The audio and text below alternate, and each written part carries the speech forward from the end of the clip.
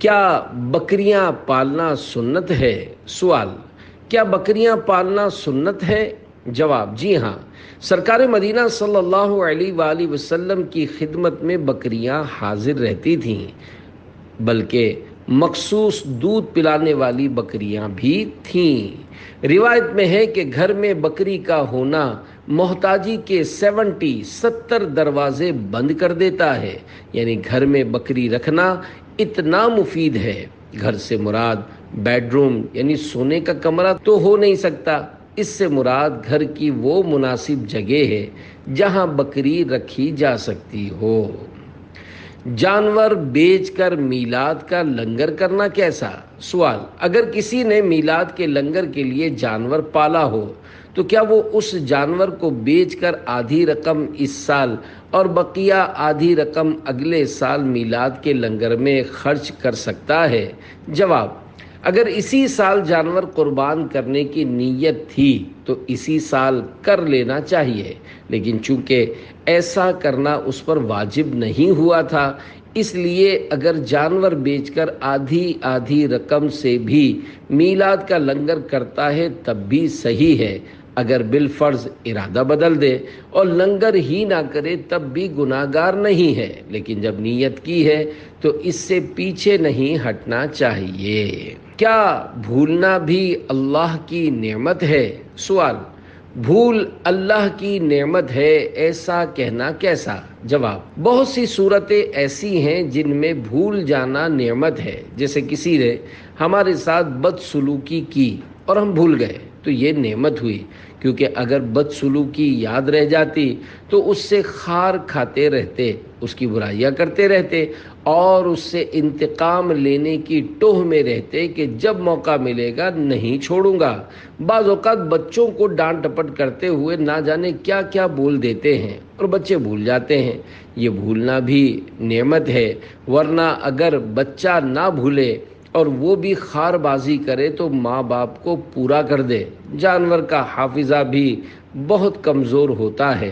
جب بکرا بندھا ہوا تھا تو بکرے کو ڈنڈا مارا تھا، اگر وہ یاد رکھے اور بھولے نہیں تو جب یہ کھلے گا اور ڈنڈے کا بدلہ سینگ سے لے گا تو کیسا لگے گا؟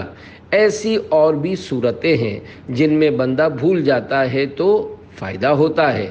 ترمذی شریف میں حدیث پاک موجود ہے کہ حضرت آدم علیہ السلام بھول کر درخت سے کھا گئے، لہذا ان کی اولاد بھولنے لگی۔ اس حدیث مبارک کی شرح میراث المناجیح میں کچھ اس طرح ہے، یعنی آدم علیہ السلام سے درخت کی تعین میں اجتہادی خطا ہوئی اور وہ سمجھے کہ رب نے خاص اس درخت کے پھل سے منع فرمایا ہے اور میں دوسرے درخت سے پھل کھا رہا ہوں، حالانکہ ممانعت جنس سے درخت سے تھی، یا وہ سمجھے کہ مجھے کھانے سے منع نہیں کیا گیا بلکہ قریب جانے سے منع کیا ہے۔ وہی خطا اور نسیان آج تک انسانوں میں چلی آ رہی ہے۔ کیا حرام جانور کا نام لینے سے 40 دن تک نماز قبول نہیں ہوتی؟ سوال: کیا حرام جانور کا نام لینے سے 40 دن تک نماز قبول نہیں ہوتی؟ جواب: حرام جانور تو کتا اور بلی بھی ہیں، لیکن ایک مخصوص جانور ہے جس کے متعلق لوگوں میں افواہ پھیلی ہوئی ہے اور شاید اسی وجہ سے سائل نے بھی اس حرام جانور کا نام نہیں لیا، حالانکہ اس جانور کا نام قرآن کریم میں بھی آیا ہے اور وہ حرام جانور خنزیر ہے۔ اس موقع پر مفتی حسان صاحب نے یہ آیت مبارکہ تلاوت فرمائی: انما حرم علیکم المیتۃ والدم ولحم الخنزیر۔ ترجمہ کنز الایمان: اس نے یہی تم پر حرام کیے ہیں مردار اور خون اور سور کا گوشت۔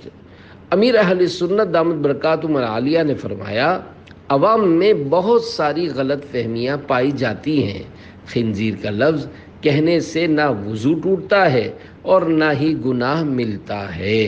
پنجروں میں طوطے پالنا کیسا؟ سوال: پرندوں کو نفلی صدقے کی نیت سے دانہ وغیرہ ڈالا جائے تو کیا نفلی صدقے کا ثواب ملے گا؟ نیز اگر کسی نے پنجرے میں شوقیہ طوطے پالے ہوں لیکن ان کا خیال رکھتا ہو تو کیا اسے طوطے قید رکھنے کا گناہ ملے گا؟ جواب: پرندوں کو دانہ کھلانا ثواب کا کام ہے۔ اگر کسی نے طوطوں کو قید رکھا ہے لیکن ان کو بار بار دانہ پانی دیتا ہے اور کوئی تکلیف نہیں دیتا تو یہ بند رکھنا جائز ہے، لیکن اس میں بندے کو یہ سوچنا چاہیے کہ اگر کوئی مجھے بند کر دے تو کیسا لگے گا۔ ہمیں تو چھوٹا موٹا مکان کافی ہوتا ہے، لیکن پرندوں کے لیے بہت بڑی فضا چاہیے۔ جیسے چھوٹی مچھلیاں شو پیس کے طور پر لوگ رکھتے ہیں تو مجھے بڑا رحم آتا ہے، کیونکہ پانی کانچ کے شو پیس میں ہوتا ہے، جس کی وجہ سے ہو سکتا ہے کہ بعض اوقات تیرتے ہوئے مچھلیاں ٹکراتی ہوں اور زخمی ہو جاتی ہوں، یہ سمجھتی ہوں گی کہ راستہ ہے اور ٹکرا جاتی ہوں گی۔ میں ناجائز نہیں کہہ رہا، لیکن سمجھ یہی آتا ہے کہ ایسے شوق نہ پالے جائیں جن سے کسی جانور کو ہماری وجہ سے پریشانی کا سامنا ہو۔ بعض اوقات لوگ بڑا اچھا کام کرتے ہیں کہ چڑیا وغیرہ خرید کر آزاد کرتے ہیں، یہ اچھا کام ہے۔